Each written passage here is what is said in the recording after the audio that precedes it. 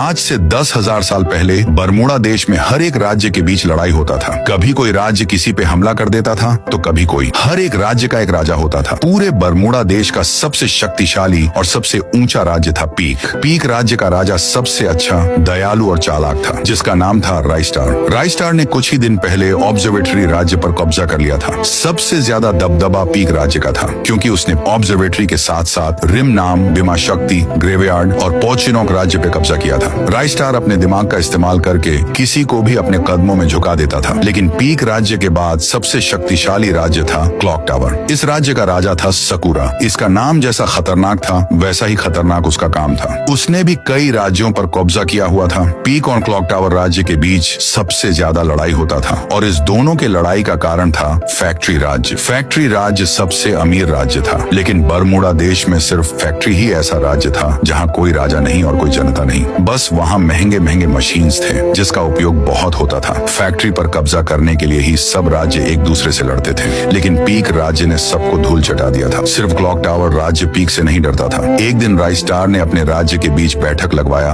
और सबको बोला, बस बहुत हुआ भाइयों, अब मैं आखिरी फैसला ले रहा हूँ, क्योंकि हमारे राज्य में और क्लॉक टावर राज्य में बहुत सालों से फैक्ट्री राज्य के लिए लड़ाई होती आ रही है। अब हमको फैक्ट्री पर आज ही कब्जा करना होगा। सभी गांव वाले राइस्टार के फैसले के लिए जान भी हाजिर रखते थे। सब लोग उनके फैसले से खुश थे, लेकिन राइस्टार का सेनापति बोला, महाराज आपका ये फैसला बहुत अच्छा है, लेकिन इस जंग में हमारे बहुत से सैनिक मारे जाएंगे। राइस्टार ने बोला, मैं ऐसा नहीं हूँ सेनापति, मैं किसी राज्य पे कब्जा करने के लालच में अपने राज्य के लोगों को मरता हुआ नहीं देख सकता। हम लोग रात को हमला करेंगे जब वहाँ कोई नहीं रहेगा। सब लोग महाराज राइस्टार का आज्ञा माने। उसी रात बरमूडा देश में एक और जंग होने जा रही थी। पीक राज्य के सैनिक ने रात में 3 बजे फैक्ट्री पर घुसकर अपना झंडा लहरा दिया। ये बरमूडा के इतिहास में पहली बार हुआ कि किसी राजा ने जंग भी लड़ा हो और किसी एक आदमी को खरोंच भी न लगा हो। अगले दिन जब क्लॉक टावर की जनता सोकर उठी तो उन्होंने देखा कि फैक्ट्री के चारों तरफ पीक राज्य के सैनिक थे। सब लोग हैरान हो गए। सभी लोगों ने सोचा कि राइस्टार एक कायर है जो आधी रात को हमला करता है, लेकिन राइस्टार वैसा नहीं था। वो अपने राज्य की जनता की जान बचाने के लिए ये समझदारी वाला फैसला लिया। पूरे देश में राइस्टार की चर्चा हो रही थी। ये वीडियो इस कहानी का बस एक छोटा सा प्रीव्यू था।